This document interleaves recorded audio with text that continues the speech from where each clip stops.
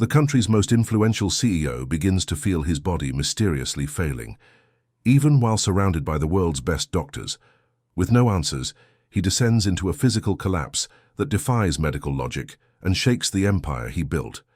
But a quiet janitor with a past forgotten in science sees what no one else can see.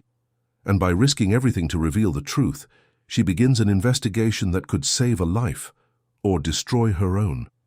If you found this story interesting, don't forget to subscribe to our channel and tell us what city you're watching from. Let's begin. The glass towers of Manhattan rose like steel giants against the autumn sky, and among them stood the headquarters of Pinnacle Innovations, a technology empire that had revolutionized the communications industry. Inside the executive suite on the 42nd floor, something impossible was happening. James Mitchell, the brilliant CEO who had built this kingdom from nothing, was fading away before everyone's eyes, and nobody understood why.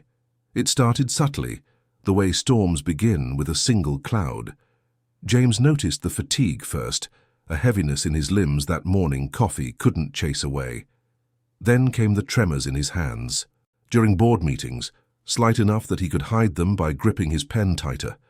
The headaches arrived next, persistent and sharp, drilling into his temples like unwelcome guests who refused to leave. Within 3 weeks, the man who ran marathons and worked 18-hour days could barely climb a flight of stairs without stopping to catch his breath. His assistant, Margaret, watched with growing alarm as her boss transformed from a powerhouse into a shadow. She scheduled appointments with the best doctors in New York, then specialists in Boston, and finally reached out internationally. The medical team that assembled around James Mitchell read like a who's who of global medicine. 5 of the world's most renowned physicians flew in from London, Tokyo, Zurich, Singapore, and Los Angeles. There was Dr. Harrison Chen, a toxicologist whose research had revolutionized poison detection. Dr. Elena Volkov specialized in rare neurological conditions that baffled other practitioners.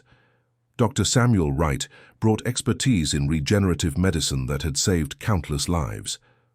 Dr. Yasmin Patel was a genius in diagnostic mysteries, and Dr. Marcus Bergman had written the definitive texts on unexplained physical decline. They ran every test known to modern science: blood panels, CT scans, MRIs, biopsies, genetic sequencing. They debated theories in conference rooms, their voices rising and falling like waves against rocks. Autoimmune disorder, perhaps? Or a rare tropical parasite? Maybe an undetected tumor or a genetic mutation suddenly expressing itself. They tried treatments, sophisticated protocols that cost more than most people earned in a year. Nothing worked. James continued to deteriorate, his skin taking on a grayish pallor, his eyes sinking deeper into their sockets. It was as if life itself was slowly draining from his body, and the greatest medical minds on earth stood helpless, watching it happen. Meanwhile, in the corridors of Manhattan Presbyterian, the exclusive private hospital where James had been admitted, a young woman pushed her cleaning cart with quiet efficiency. Emma Sullivan was 26, invisible in her grey uniform, her dark hair pulled back in a practical bun. She arrived before dawn and left after sunset, sanitizing floors, emptying trash bins, and ensuring every surface gleamed. The medical staff barely acknowledged her presence. To them, she was part of the background, as unremarkable as the beige walls or fluorescent lights. But Emma Sullivan had a secret. Before financial hardship forced her to abandon her dreams, she had been a chemistry student at Columbia University, one of the brightest in her class. Her professors had predicted a brilliant career in research. She had loved the precision of molecular structures, the elegant dance of chemical reactions, the way substances revealed their secrets to those who knew how to ask the right questions. Then her mother fell ill. Medical bills piled up like snowdrifts, and Emma made the choice that countless young people before her had made. She left school, found work that paid immediately, and told herself it was temporary. 5 years later, she was still pushing that cart. But her analytical mind, sharp as ever, never stopped observing, never stopped questioning. She noticed James Mitchell's case immediately. It was impossible not to. The hospital buzzed with energy whenever the famous doctors swept through, their entourage trailing behind them like a royal court. Emma cleaned James's private suite twice daily, moving silently around the medical equipment, the flower arrangements from well-wishers, and the patient himself, who grew weaker with each passing day. She heard the frustrated conversations between nurses, saw the worried expressions of the specialists as they left empty-handed once again. But Emma noticed something else, something small that triggered her old instincts. On the bedside table, among the prescription bottles and water glasses, sat a small dark blue jar. It looked expensive, with gold lettering that identified it as a premium moisturizer. James apparently used it regularly. Emma had seen him reach for it with trembling hands, applying it to his temples when the headaches struck. She thought nothing of it at first. Rich people had expensive habits. But then, one afternoon while dusting, she noticed something odd. The substance inside had a strange sheen, a metallic quality that caught the light in a way that ordinary lotion never would. Her chemistry training whispered a warning. Natural cosmetics didn't shimmer like that. Emma tried to dismiss her suspicion. She was a janitor, not a detective. These were the world's best doctors examining this man. What could she possibly know that they didn't? But the thought wouldn't leave her alone. It nagged at her during her lunch breaks, kept her awake at night. She found herself paying closer attention during her cleaning rounds, watching who came and went from James's room. One person stood out.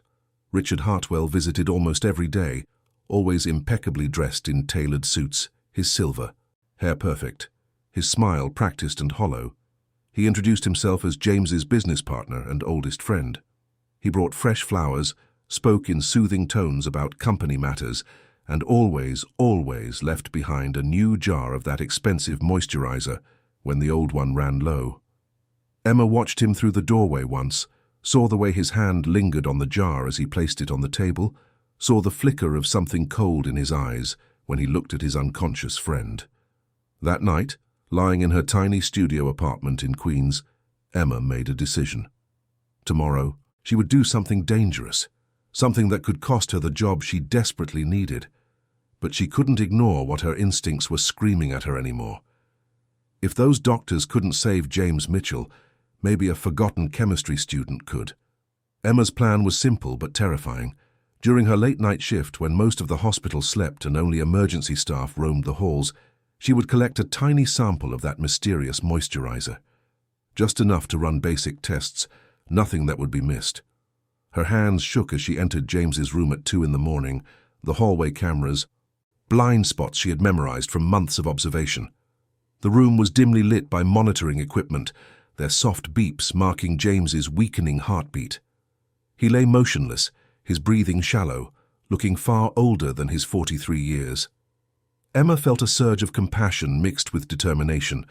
She approached the bedside table, her heart hammering so loudly she was certain it would wake him. The blue jar sat there, innocent and expensive.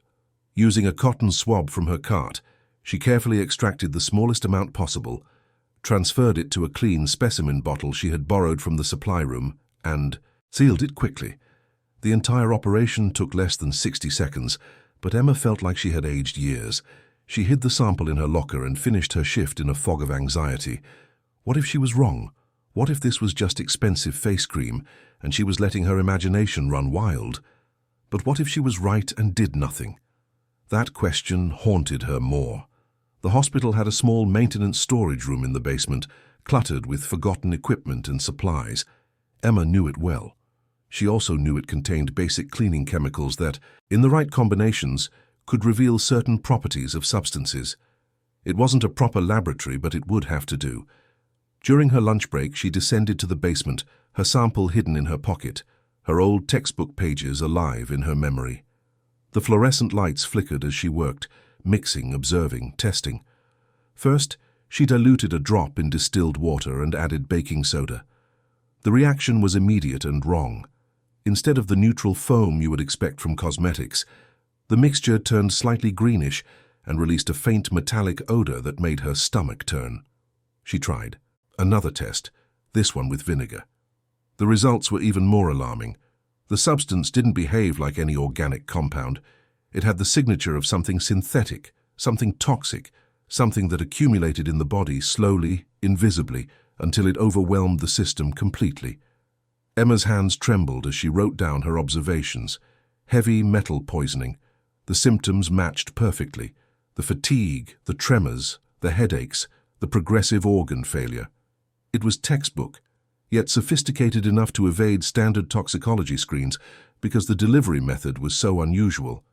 Who would suspect a luxury moisturizer applied topically, especially when the patient himself was using it voluntarily, believing it helped his headaches when in reality it was feeding him poison through his skin day after day, dose after calculated dose. The realization hit her like ice water. This wasn't a mysterious illness. This was attempted murder, dressed up as friendship and concern. Emma's first instinct was to run straight to the doctors, to shout her findings from the rooftops. But reality checked her enthusiasm. She was nobody. A janitor with a half-finished college degree and improvised tests conducted in a basement. The prestigious Dr. Chen and his colleagues would dismiss her instantly, might even have her removed from the hospital for interfering. She needed an ally, someone with credibility who might actually listen. Dr. David Park was young for a physician at Manhattan Presbyterian, only in his early 30s, and often overlooked by the senior doctors who commanded the spotlight. Emma had noticed him because he was different from the others. He thanked the cleaning staff by name, held doors open, and treated everyone with genuine respect, regardless of their position.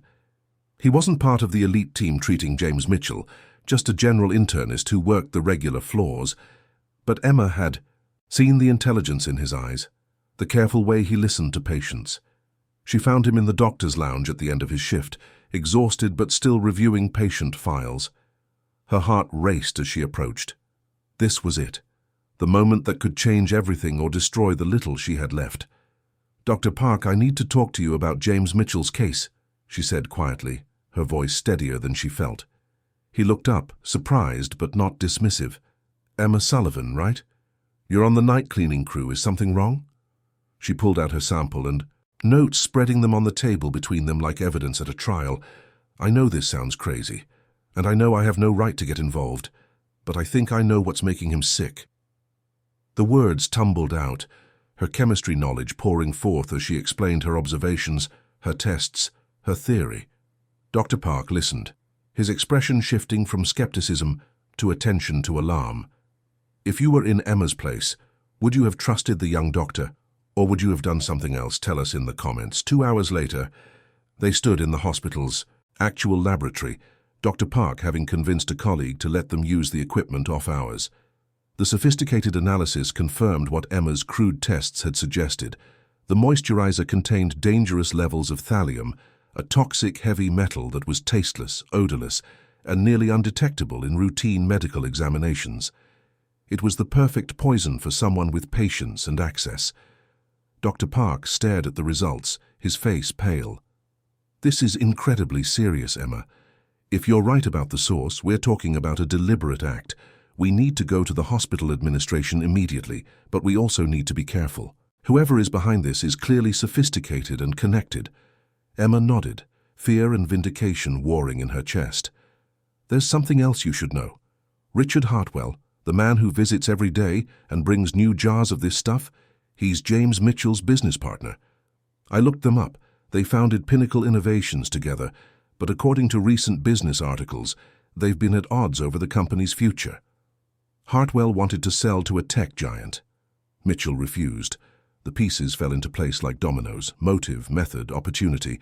It was all there, hidden in plain sight, while the world's best doctors chased ghosts.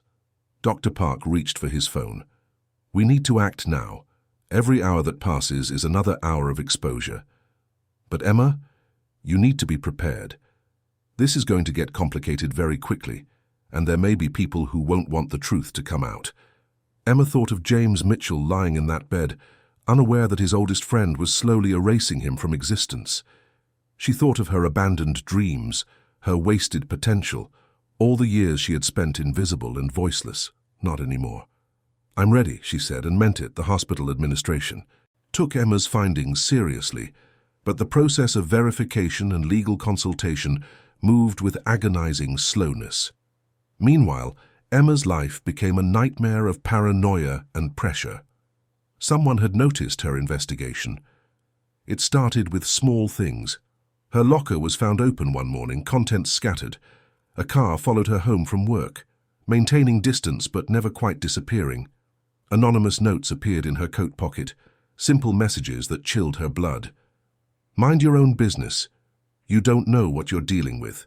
Stop before you regret it. Emma reported everything to Dr. Park and hospital security, but proof was elusive. The security footage mysteriously malfunctioned at convenient moments. Nobody saw who left the notes. The stalking car had no visible license plate. She was being warned by someone who knew how to stay in the shadows, someone with resources and connections. Richard Hartwell had both. During this tense period, something unexpected happened. Emma found herself drawn to James Mitchell's room more frequently, not just during her cleaning duties, but during breaks, standing quietly in the doorway and watching him sleep. He was fighting for his life against an enemy he didn't even know existed, poisoned by someone he trusted completely. There was something noble in his stillness, something that spoke to the girl she used to be, the one who believed in justice and truth before life taught her to keep her head down and survive. Dr. Park noticed. "You care about him," he observed one evening as they reviewed the latest test results. Emma didn't deny it. "I don't even know him," she admitted. "But he deserves to know the truth. Everyone does. Besides," she added with a sad smile, "maybe I see a bit of myself in him. Someone whose life got stolen by circumstances, except in his case, those circumstances have a name and a tailored suit."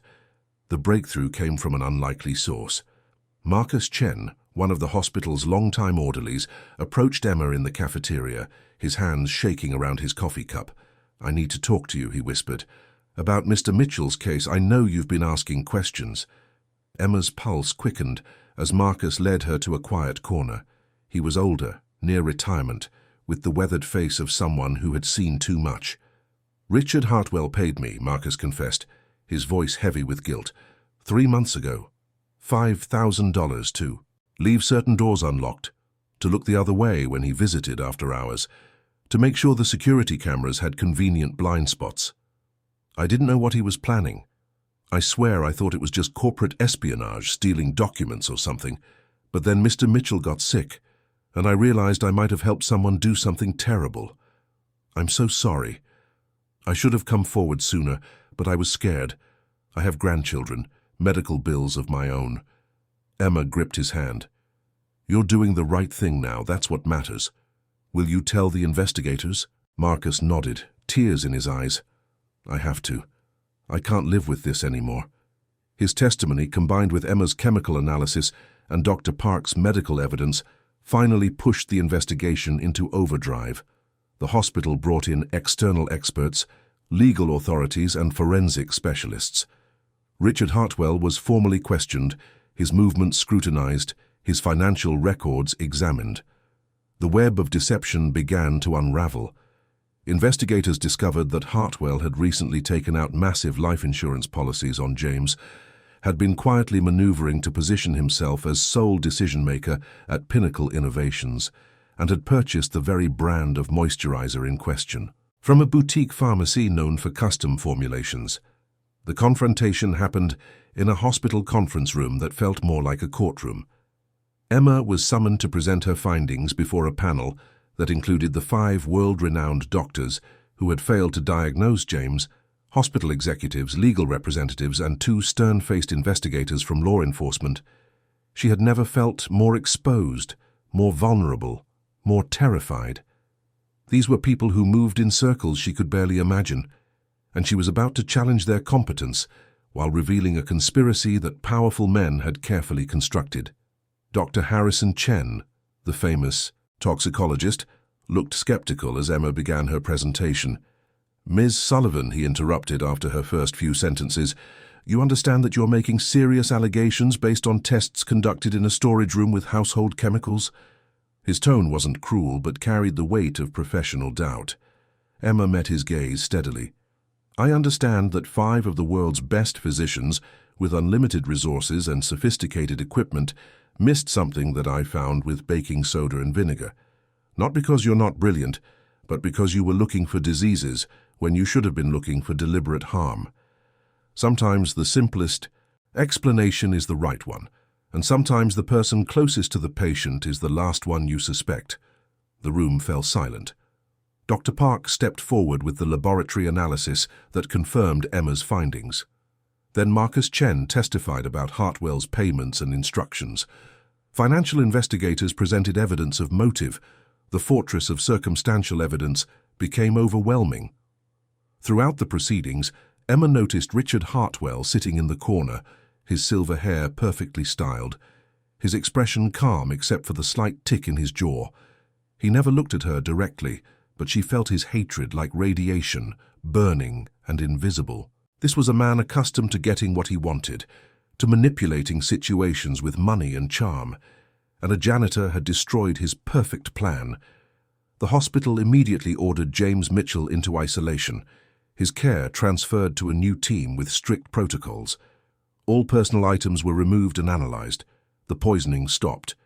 With chelation therapy to remove the heavy metals from his system and intensive supportive care, James slowly began to improve. His color returned first, then his strength, then his awareness. 3 weeks after Emma's revelation, he opened his eyes fully for the first time in months and asked what had happened. They told him everything. When hospital staff mentioned that a young cleaning woman had saved his life, James demanded to meet her. Emma entered his private room nervously, still in her grey uniform, still feeling out of place in this world of wealth and power. James sat propped up in bed, thin and weak but alive, his blue eyes clear and focused on her face. "You're Emma Sullivan," he said, his voice rough from disuse. "They tell me you're the reason I'm still breathing, that you saw what nobody else could see." Emma shifted uncomfortably. "Just paid attention. Sometimes that's enough." James smiled, and Emma saw glimpses of the charismatic leader he must have been before the poisoning. Most people don't pay attention. Most people see what they expect to see. You saw the truth, and you risked everything to speak it. That kind of courage is rare. He paused, studying her with an intensity that made her heart skip. "They also told me you gave up a chemistry degree to take care of your mother, that you have a brilliant mind buried under circumstances." Emma felt tears threatening. "It's in the past. I made my choices." James shook his head slowly. "The past doesn't have to define the future. Let me help you finish what you started. College, graduate school, whatever you need. Not as charity, but as a debt. You gave me my life back. Let me help you reclaim yours."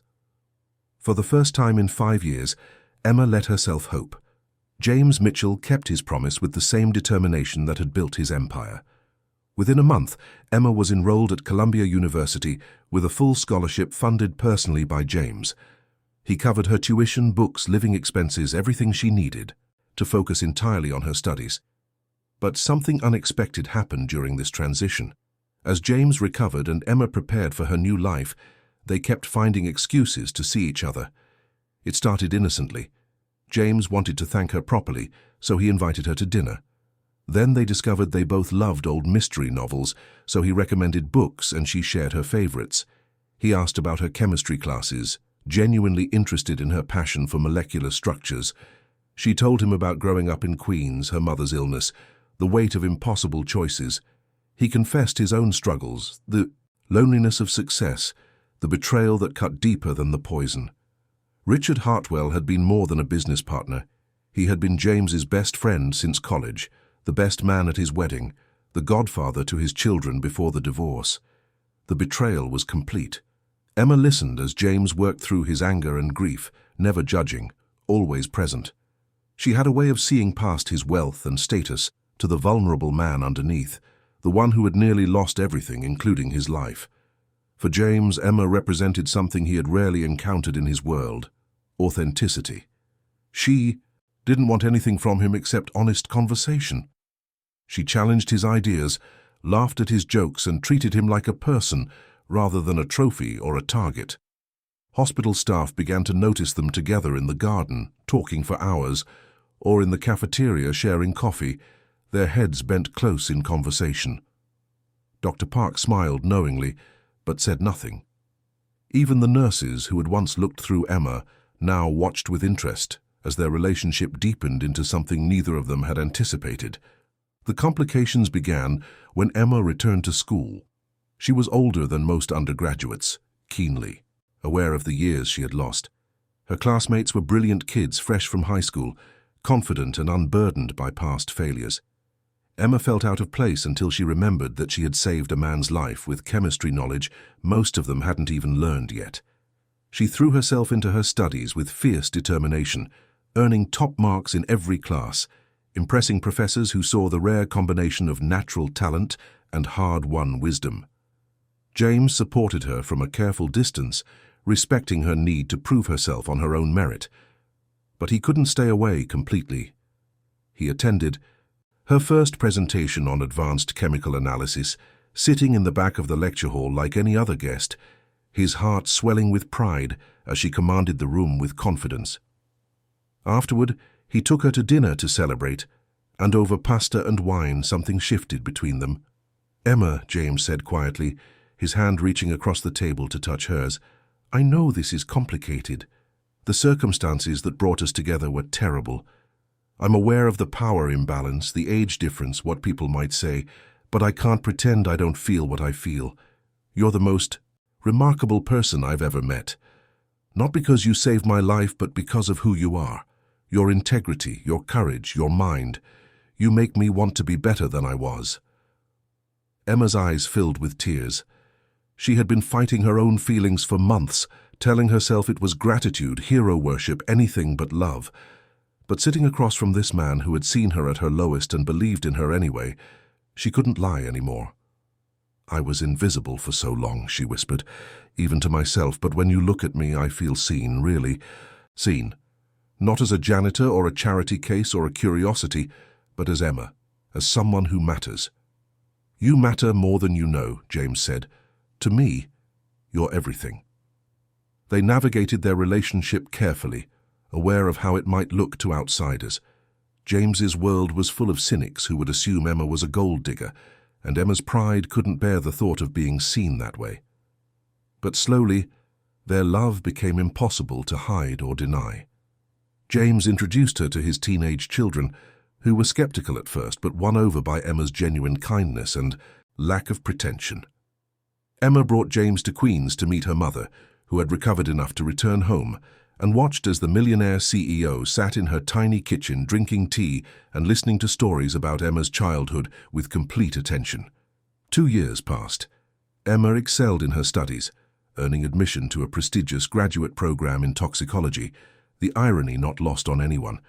She published a paper on the detection of heavy metal poisoning through unconventional means that won awards and recognition from the scientific community.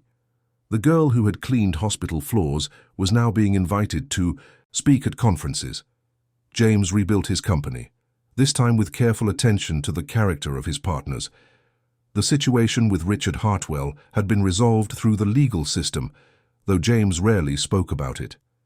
He had learned to trust his instincts about people, and his instincts told him that Emma Sullivan was the rarest of discoveries, the kind of person who appeared once in a lifetime if you were very lucky.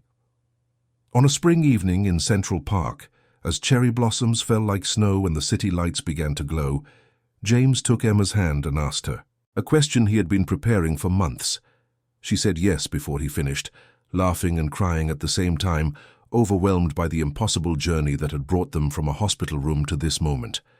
At their small private wedding, Dr. David Park served as best man, and Marcus Chen attended with his grandchildren, his guilt finally eased by the knowledge that his confession had helped bring truth to light.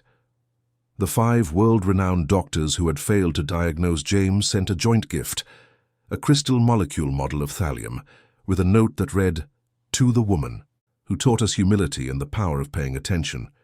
May you continue to see what others miss."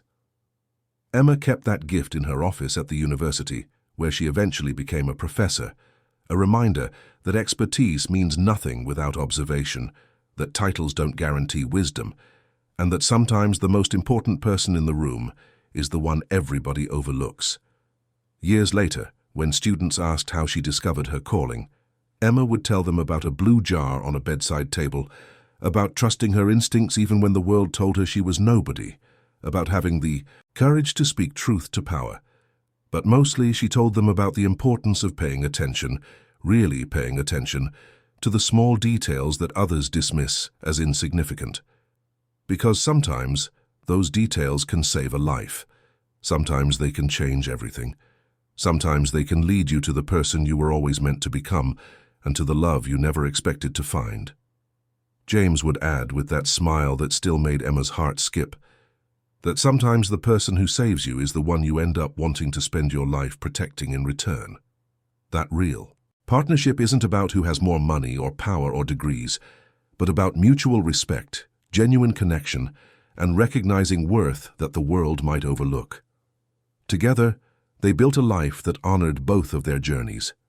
Emma never forgot where she came from or the years she spent invisible. She established scholarships for students from difficult circumstances, advocated for workplace dignity regardless of position, and made sure that janitors and orderlies and anyone else who kept institutions running were acknowledged and valued. James used his resources to support her mission, proud to stand beside a woman whose greatest strength wasn't what she had acquired, but who she had always been underneath the uniform and the hardship. Their story became legend in certain circles, whispered in hospital break rooms and university laboratories, an unlikely romance born from crisis and courage. But to Emma and James, it was simply the story of two people who found each other at exactly the right moment, when both of them needed to be reminded that heroism comes in unexpected forms, that intelligence without observation is worthless, and that love, real love, sees past surfaces to the truth underneath. The janitor became a renowned scientist. The EC millionaire became a better man. And together they proved that sometimes the greatest stories are written not by the people the world expects to matter, but by those who refuse to be invisible, who trust their instincts, and who dare to care when caring seems foolish or dangerous. Emma Sullivan and James Mitchell lived the rest of their lives together, partners in every sense, their bond forged in the strangest of circumstances, but strengthened by genuine respect, deep affection, and the knowledge that they had each saved the other in ways that went far beyond medicine or money. They had saved each other from loneliness, from self-doubt, from the lie that circumstances define destiny. In the end, it wasn't about the poison or the dramatic revelation or even the romance. It was about a woman who paid attention when everyone else looked away, who had the courage to act when action seemed impossible, and who reminded the world that worth isn't measured by job titles or bank accounts, but by character, integrity, and the willingness to do what's right even when everything is at stake. And sometimes, just sometimes, doing what's right leads you exactly where you were always meant to be. Dear listeners, we hope Emma and James's story touched your heart. If you were moved, click the like button, subscribe to the channel, and tell us in the comments what resonated with you most.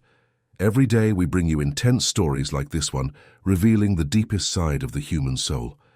We look forward to seeing you in the next episode.